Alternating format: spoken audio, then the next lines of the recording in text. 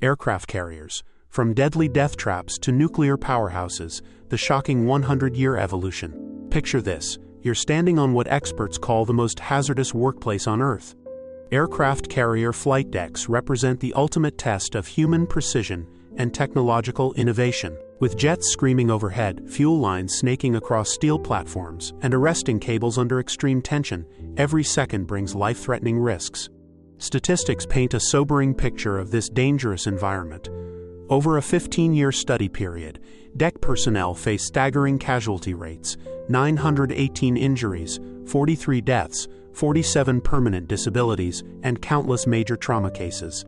Human error accounts for over 90% of these incidents, making flight deck operations a constant battle against catastrophe. Yet modern carriers have transformed this deadly dance into a precision ballet. Today's supercarriers launch 2 aircraft and recover 1 every 37 seconds during daylight operations. Recent safety improvements have reduced incident rates to just 30 accidents per 100,000 aircraft recoveries. This remarkable transformation didn't happen overnight, but represents over a century of innovation, sacrifice, and relentless improvement. Chapter 1: The Birth of Naval Aviation, 1910 to 1922. American naval aviation began with 2 groundbreaking moments that forever changed maritime warfare. On November 14, 1910, the USS Birmingham made history when an airplane successfully launched from its deck, proving that ships could serve as mobile airfields. 2 months later, the USS Pennsylvania achieved the first arrested landing, completing the fundamental concept of carrier operations. These early experiments laid the groundwork for what would become the most powerful projection of naval force in history. However, the true game-changer arrived 12 years later, when the aging collier USS Jupiter underwent a revolutionary transformation. The USS Jupiter's conversion into the USS Langley marked America's entry into the carrier age. This experimental vessel featured a 542-foot flight deck with retractable masts and exhaust systems, creating the first flush deck design in American naval history. As an experimental platform, Langley operated without treaty restrictions, allowing engineers and aviators to push boundaries and discover the fundamental principles of carrier operations. The learning curve proved steep and costly. Pilots faced constant dangers as they mastered landing and takeoff procedures on this floating laboratory. Aircraft crashed, flipped, and nosedived with alarming frequency. The human cost was significant, with injuries and fatalities marking each step toward operational proficiency. Early arresting systems relied on crude weight-based mechanisms using sandbags and wires suspended 10 inches above the deck. This primitive setup resulted in what aviators grimly termed instrument face, the distinctive injuries Langley pilots sustained when unsuccessful landings sent their faces crashing into instrument panels, breaking teeth and noses. Chapter 2: The Rise of Island Superstructures, 1920s to 1930s. The USS Lexington and USS Saratoga introduced a revolutionary design element that would define aircraft carriers for decades: the island superstructure. Originally conceived as battle cruisers during World War I, these vessels underwent conversion during construction, emerging as the first American carriers to feature prominent island structures. The island brought significant advantages, primarily redirecting dangerous exhaust plumes away from flight operations. However, this innovation came with trade-offs: increased air turbulence around the flight deck and reduced clearance for aircraft operations. Despite these challenges, the benefits clearly outweighed the risks. Strategic placement of islands on the starboard side reflected careful consideration of aircraft handling characteristics. Propeller-driven planes naturally swung toward the port side due to clockwise propeller torque effects. Pilots had to compensate for this tendency during critical takeoff and landing phases, making starboard island placement logical and safer. The Lexington-class carriers proved their worth through impressive specifications and operational capabilities. Nearly 900 feet long with top speeds reaching 35 knots, these giants could carry approximately 90 aircraft. Their massive hangars, divided by fire curtains, set height records that remained unmatched until the mid-1950s. Between world wars, Lexington, Saratoga, and Langley participated in crucial wargame exercises that shaped carrier doctrine. Fleet Problem 10 demonstrated the revolutionary potential of carrier strike operations when USS Saratoga executed a daring solo mission against Panama Canal defenses. Launching aircraft at 2 a.m. from 200 miles at sea, Saratoga achieved complete surprise with its dawn dive bombing attack, proving the effectiveness of carrier-centered task forces. Chapter 3: Safety Innovations and Design Evolution, 1930s. As carrier operations matured, safety systems evolved to address the constant threat of aircraft accidents. Barrier wires emerged as crucial safety equipment, preventing runaway aircraft from crashing into crew members and parked planes. These barriers, installed 3 to 4 feet above the flight deck, could be quickly lowered to allow successful landings to taxi forward. The USS Ranger represented America's first purpose-built aircraft carrier, designed from the keel up for aviation operations. Initially conceived with a flush deck like Langley, Ranger received an island superstructure during construction. However, treaty limitations severely constrained the design, resulting in a displacement of only 14,000 tons. Even before completion, naval planners recognized Ranger's inadequacy, determining that effective carriers required at least 20,000 tons displacement. Budget constraints during the Great Depression forced removal of essential features including elevators, catapults, and advanced fire control systems. Despite these limitations, Ranger pioneered weapon elevators, appearing to be the first carrier equipped with this innovation. Ranger's operational limitations became apparent during World War II. Deemed too slow for Pacific operations, she served primarily in the Atlantic theater before being scrapped after the war. Her shortcomings provided valuable lessons for future carrier designs. Chapter 4: Pre-war developments and treaty limitations. The Yorktown and Wasp classes represented the final carriers, constrained by Washington Treaty limitations. These designs incorporated lessons learned from earlier vessels while pushing against tonnage restrictions that prevented adequate armor protection. Yorktown-class carriers, including the famous USS Enterprise and USS Hornet, featured improved elevator arrangements with 3 elevators instead of the inadequate 2 found on Lexington-class ships.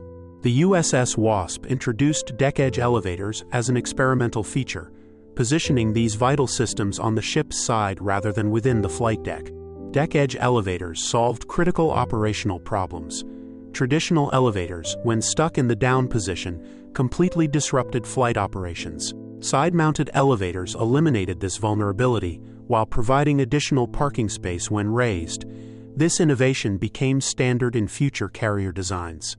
Despite recognition of armor deficiencies during construction, treaty limitations prevented adequate protection. The USS Wasp's fate in 1942, lost to torpedo attack, demonstrated the fatal consequences of insufficient armor. Similarly, USS Yorktown's loss at Midway and USS Hornet's destruction at Santa Cruz Islands highlighted the vulnerabilities of pre-war carrier designs. Chapter 5: The Essex-class Revolution. The Essex-class transformed American naval aviation through unprecedented scale and capability. As the most numerous capital ship class built in the 20th century, 24 Essex carriers were completed from 32 originally ordered during World War II. Freedom from treaty restrictions allowed Essex-class carriers to grow 60 feet longer and 10 feet wider than their Yorktown predecessors. This expansion accommodated increasingly larger and heavier aircraft, while providing essential improvements in hangar space and flight deck area.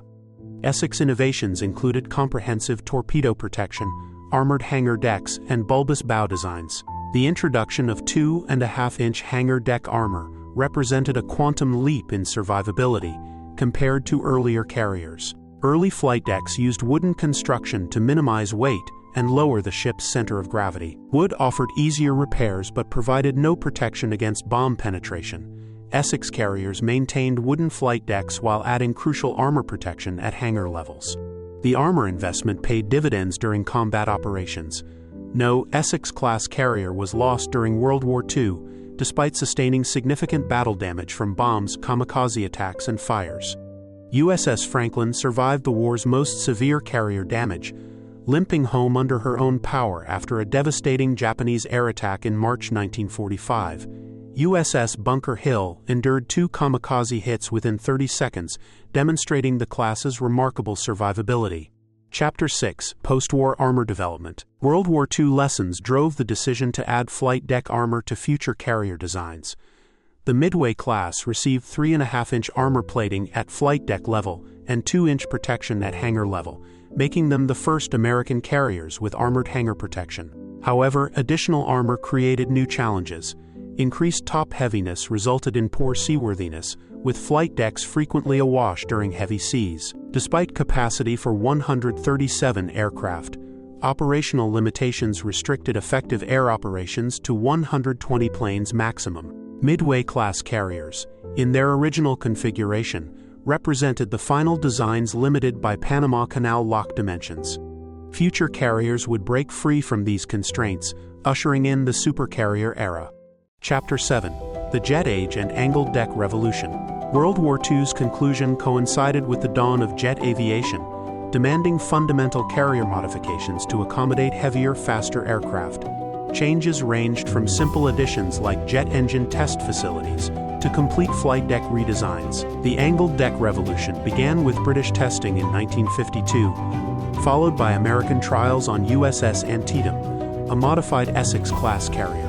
Antietam's flight deck angled 10.5 degrees to port, solving critical operational limitations of straight deck carriers. Jet aircraft's higher speeds required the entire centerline deck length for arrested landings, preventing simultaneous launch operations. Angled decks enabled concurrent launch and recovery operations, dramatically improving efficiency. More importantly, aircraft missing arresting wires could now accelerate and relaunch without endangering parked aircraft forward. Antietam's trials proved so successful that the Navy retrofitted angled decks onto most Essex and Midway-class carriers. This modification, combined with other jet age improvements, extended these World War II designs well into the Cold War era. Emergency landing systems evolved to address jet aircraft challenges. Traditional barrier wires might prove insufficient for aircraft with broken tailhooks or landing gear. Barricades, consisting of webbing with horizontal loading straps, provided emergency recovery capability that could be deployed within minutes.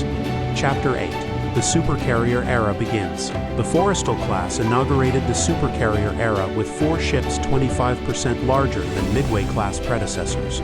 These giants measured 100 feet longer and nearly 20 feet wider, with deeper hulls providing superior seakeeping qualities while maintaining armored flight decks. Originally designed as axial deck carriers, Forrestal and Saratoga underwent conversion to angled deck configuration during construction. This change enabled larger islands, roomier hangars, and improved damage control systems.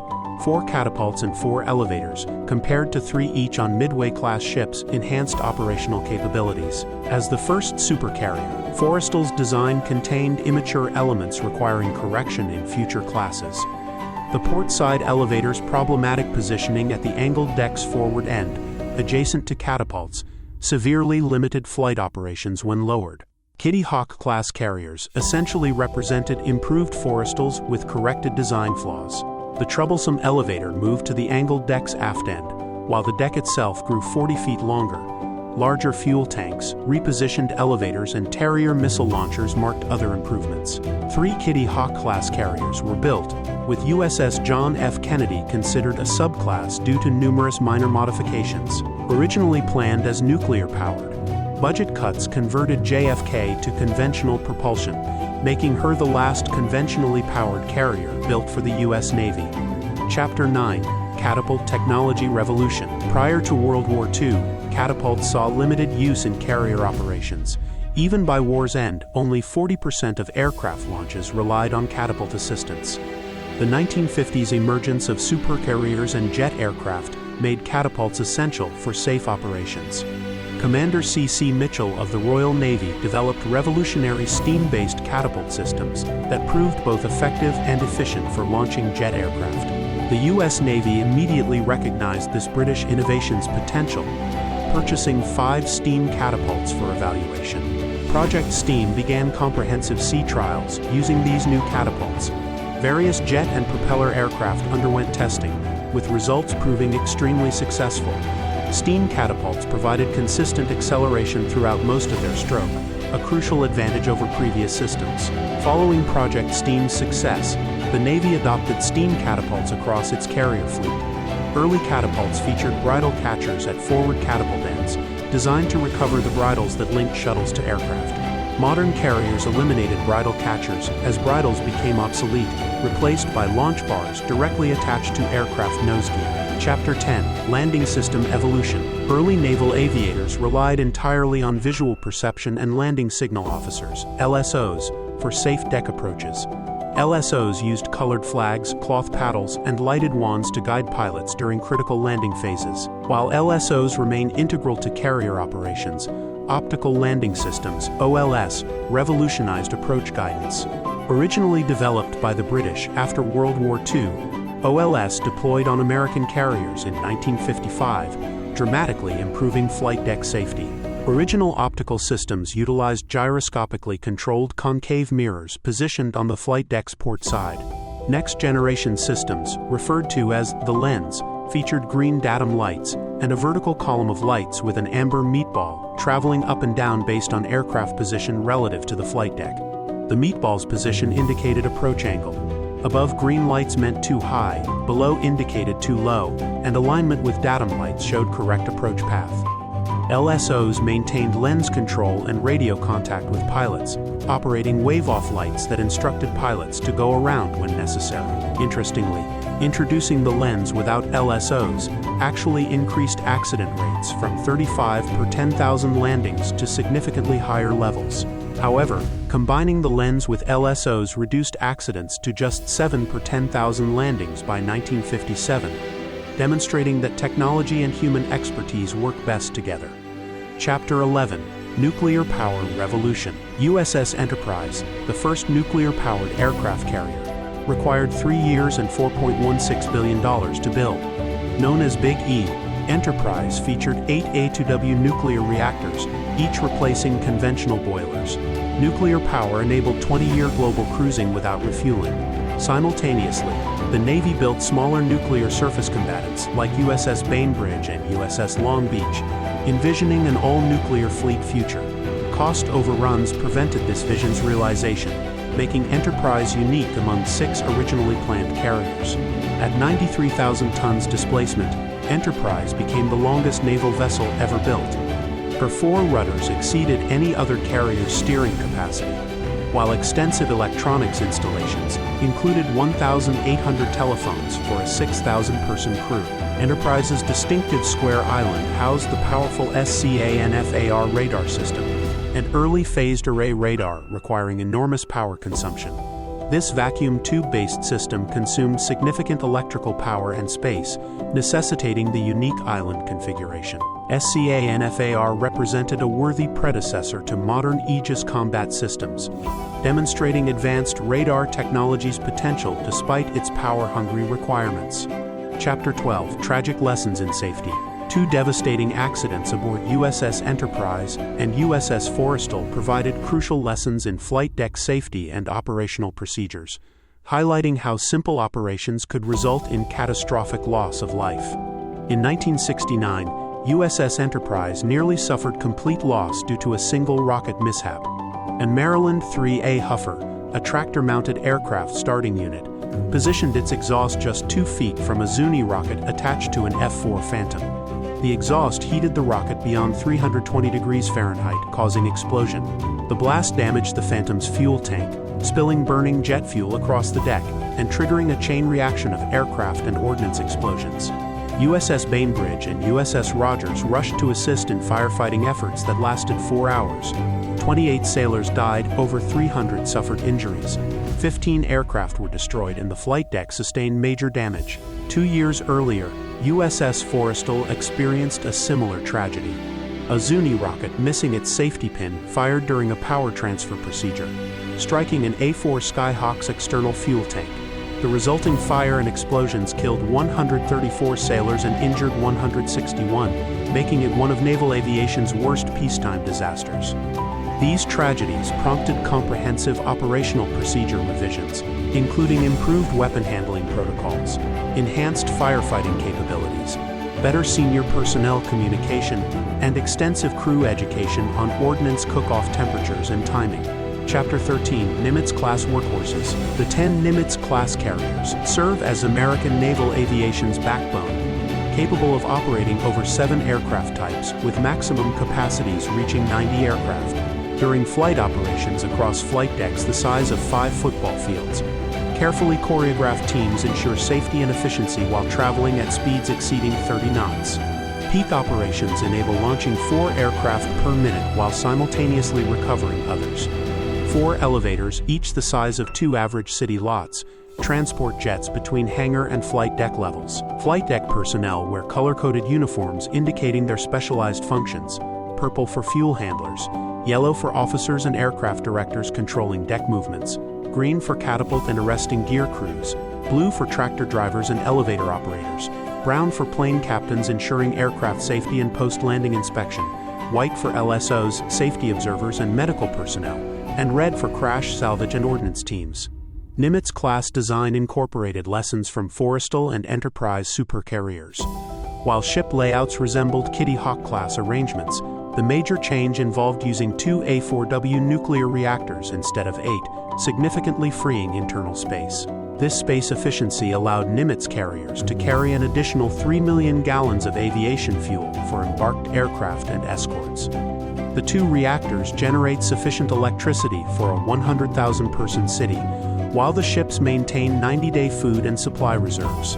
4 water distillation units produce 400,000 gallons of fresh water daily for propulsion plants, catapults, and crew needs.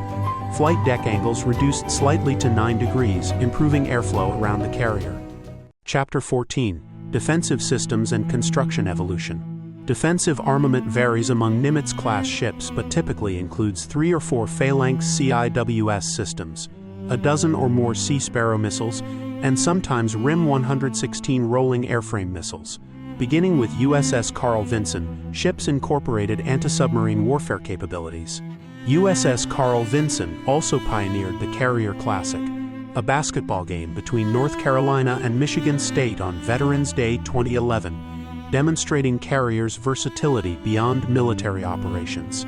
Starting with USS Theodore Roosevelt, modular construction replaced traditional building methods. Instead of ground-up construction, carriers assembled from prefabricated blocks, dramatically increasing construction efficiency while reducing costs. Average construction costs for Nimitz-class carriers reached $9.7 billion.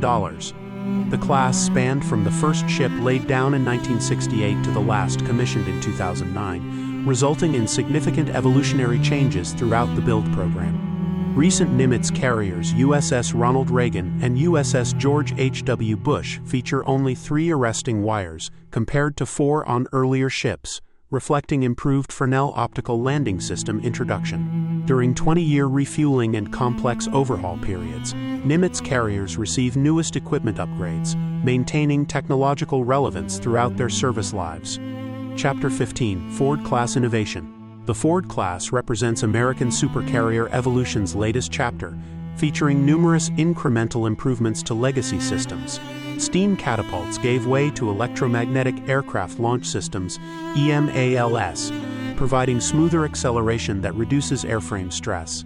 EMALS benefits include reduced weight, greater aircraft launch range capability, and decreased maintenance requirements. However, the system remains less mature and reliable than proven steam catapults, creating ongoing operational challenges. Advanced arresting gear systems utilize electromagnets instead of hydraulics to stop landing aircraft, reducing airframe shock during recovery operations. The main visual difference between Nimitz and Ford classes involves island slimming and relocation approximately 100 feet aft.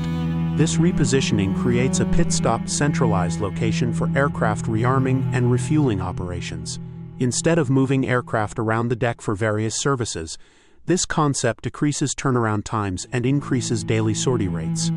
Ford-class updates include new stealth features, advanced radar systems, upgraded RIM-162 evolved Sea Sparrow missiles, and increased automation, reducing crew requirements by several hundred personnel compared to Nimitz ships, saving millions of dollars over carrier life cycles. Chapter 16: The Ultimate Game Changer. The most significant Ford-class improvement involves redesigned nuclear reactors producing 25% more power than Nimitz predecessors. Combined with elimination of steam catapult operations, The steam from two A1B reactors generates 2.5 to 3 times the electricity of Nimitz-class carriers. Nimitz carriers suffer chronic electrical generator overloading because their 1960s design preceded current high-power electronic systems. Limited electrical capacity prevents installation of new power-hungry technologies, creating the primary roadblock for modernization efforts. Ford-class designers future-proofed against this limitation by doubling electrical supply capacity.